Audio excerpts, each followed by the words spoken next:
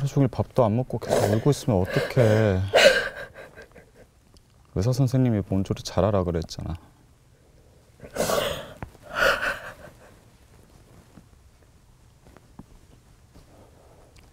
당신 계속 이러고 있으면 나도 마음이 아파. 여보,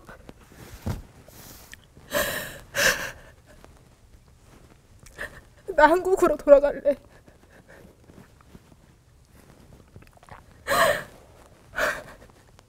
이번에 유산 안 하게 해달라고 그렇게 기도했는데도 또 유산됐잖아.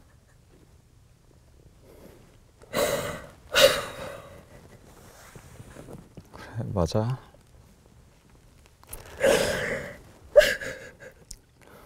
근데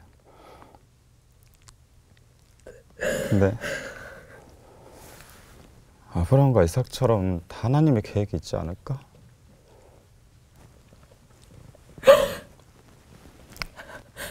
우리가 여기 와서 얻은 게 뭐야?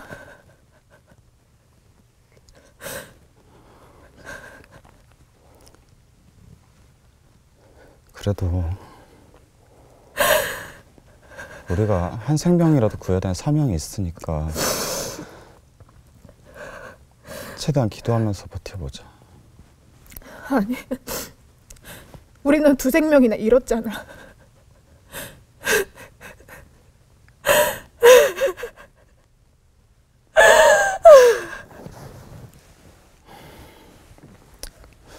그래, 우리 지금 할 수 있는 게 아무것도 없으니까 일단 몸조리 먼저 하자.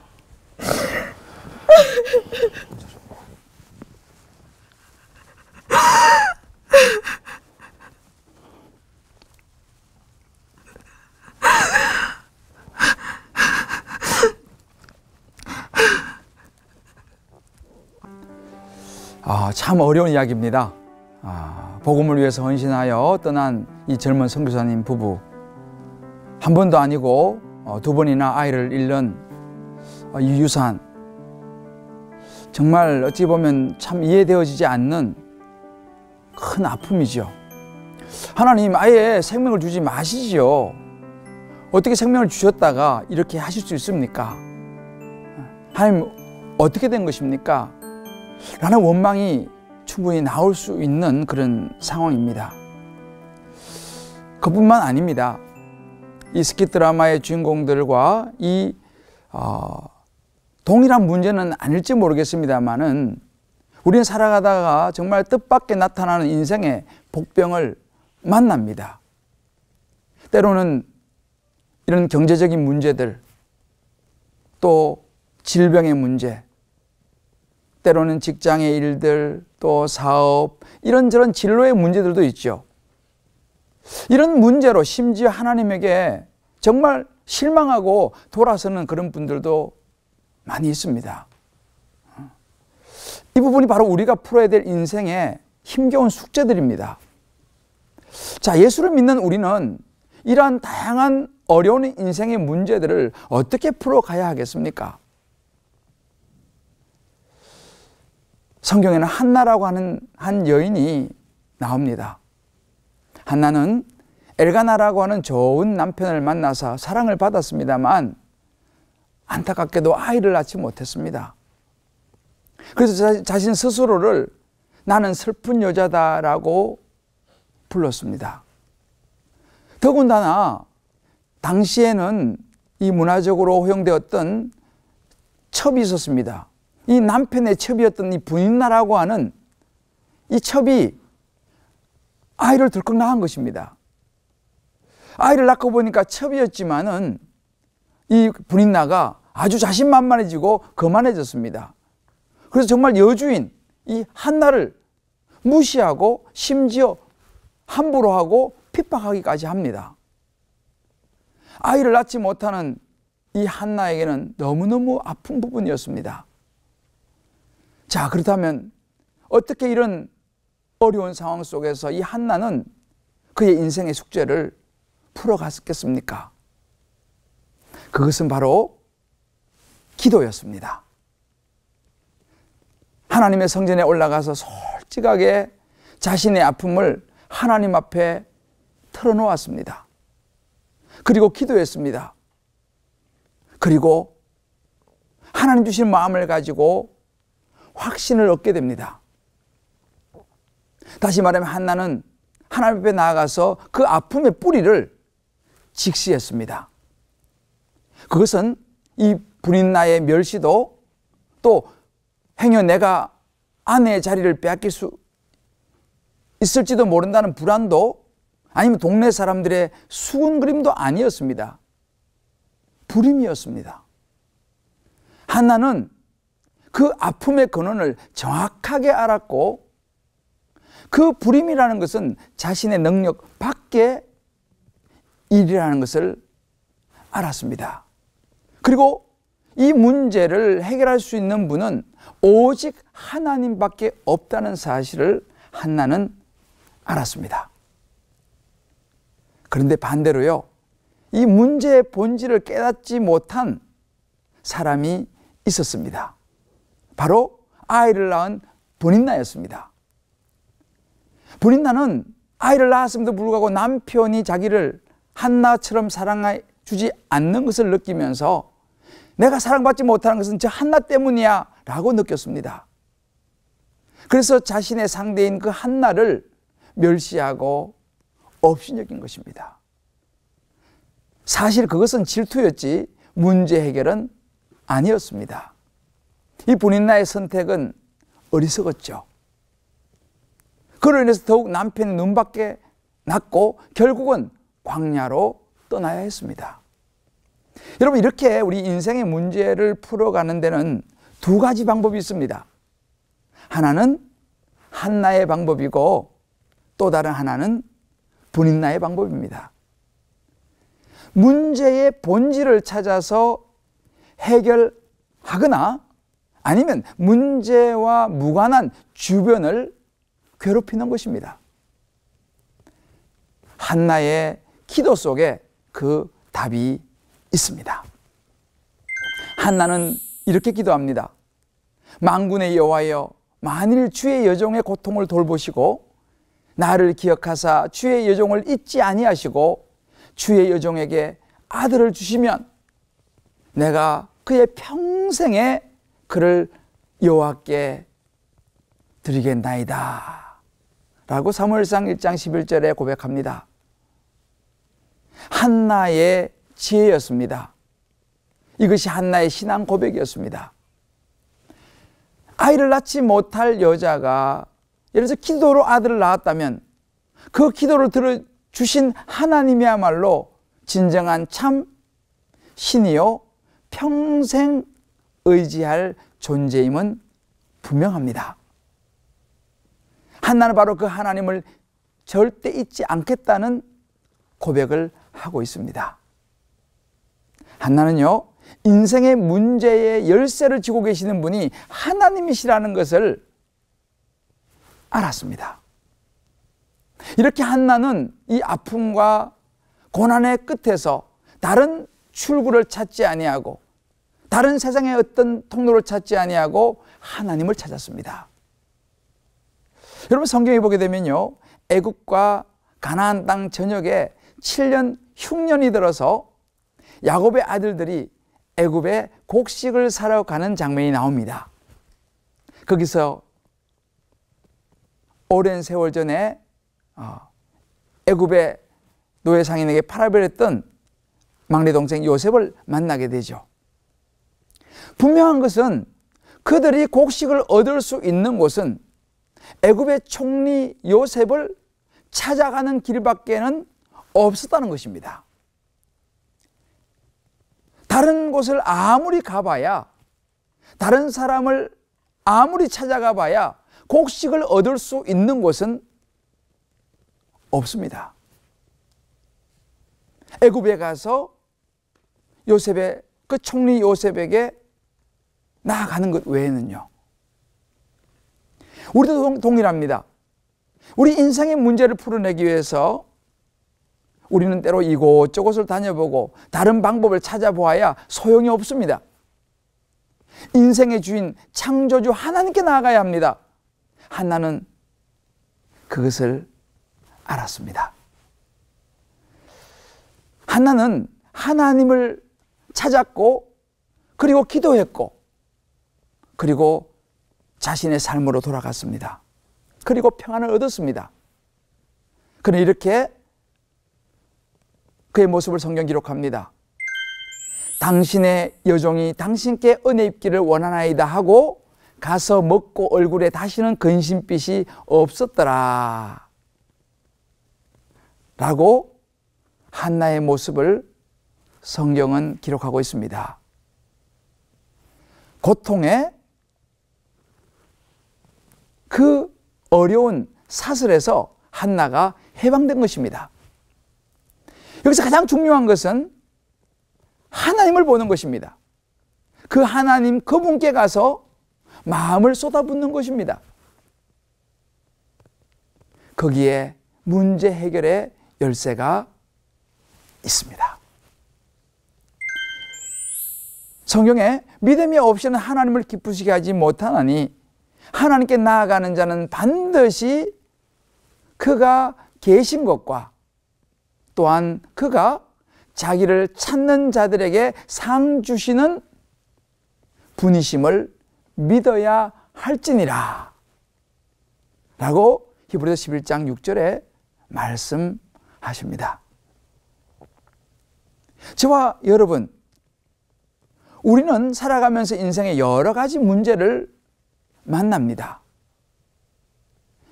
유산의 어려움, 또 때로는 이런저런 자녀의 아픔, 경제적인 어려움, 요즘은 또 이 코로나 시대 속에서의 우리가 맞닥뜨릴 수밖에 없는 다양한 그런 어려움, 그런 어려움에 부딪힐 때마다 우리는 어찌 보면 긴 터널 속에 들어선 것과 같습니다. 여러분, 터널은 길고 어둡습니다. 어딘가에 출구가 있다는 것을 알 뿐 아무런 정보도 불빛도 없습니다. 주변에서는 습한 기운이 올라옵니다. 때로 이상한 소리도 들려옵니다. 소리를 질러도 불도 들어오지 않습니다. 누가 나타나지도 않습니다. 다른 방법이 없습니다. 오로지 방향을 잡고 끝까지 가보는 수밖에는 없습니다. 인생이라고 하는 이 긴 터널을 어떻게 하면 우리가 성공적으로 잘 빠져나갈 수 있겠습니까?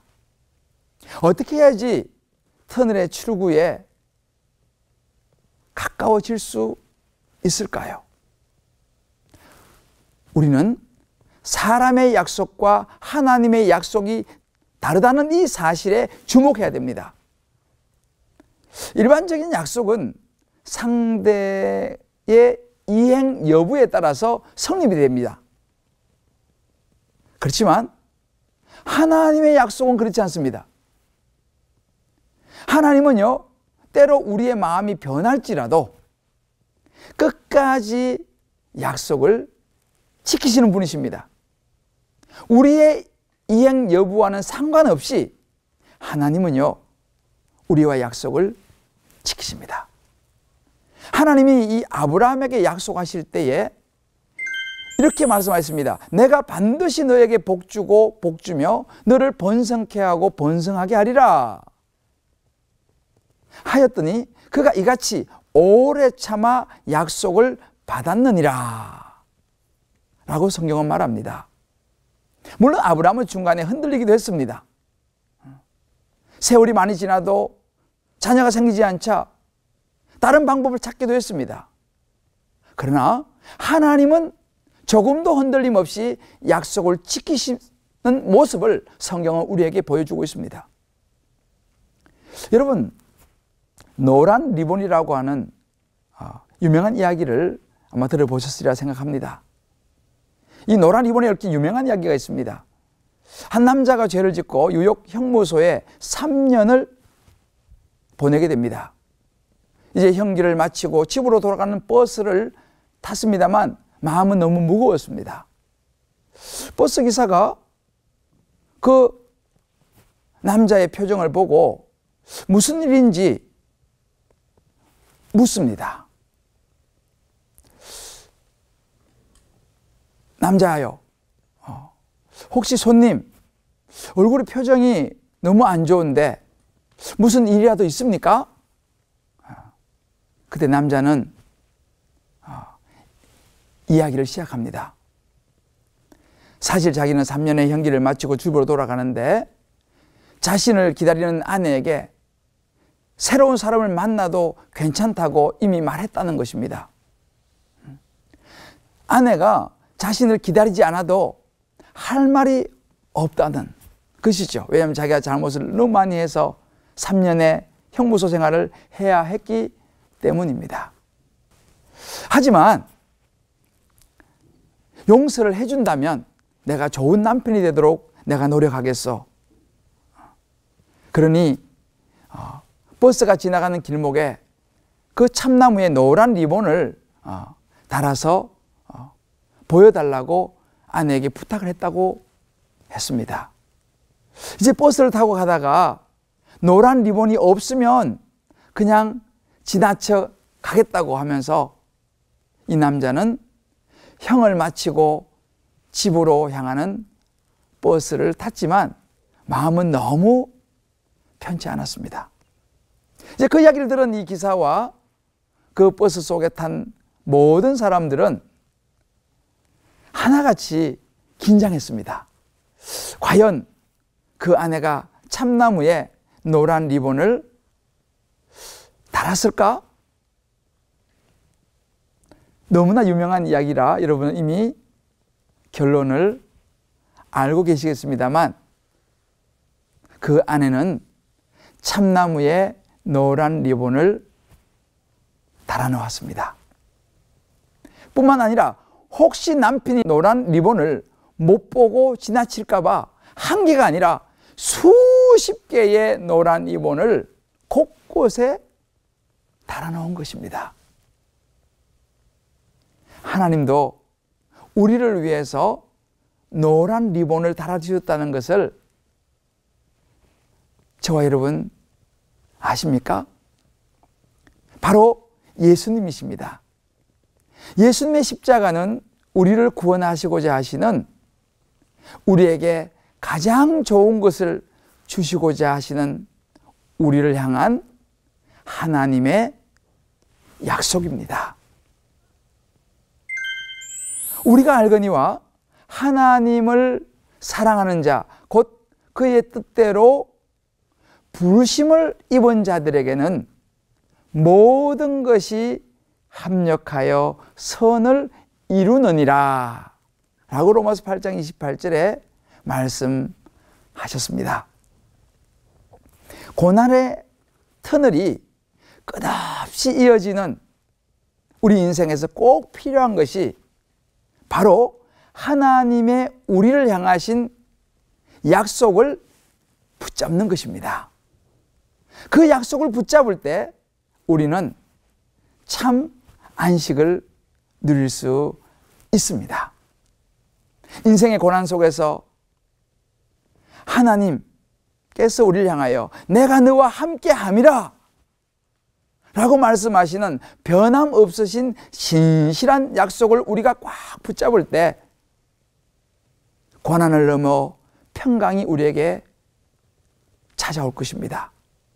또한 내가 너에게 가장 좋은 것을 주리라 고 하시는 하나님의 노란 리본이신 예수님의 십자가의 그 사랑, 하나님이 세상을 이처럼 사랑하사 독생자를 주셨으니 이는 저를 믿는 자마다 멸망치 않고 영원한 생명을 얻게 하려 하십니다 라고 하는 그 십자가의 사랑이 우리에게는 희망입니다. 한나는 해결의 주체인 하나님께 나아갔습니다. 하나님을 신뢰했습니다. 어떤 인생에 문제가 있다 하더라도 우리 인생에 구체적으로 개입하시는 하나님을 구하고 찾고 두드려서 열린 한나의 삶처럼 저와 여러분, 우리도 그렇게 나아가면 터널이 끝나고 밝은 새로운 세상이 나타날 줄 믿습니다. 감사합니다.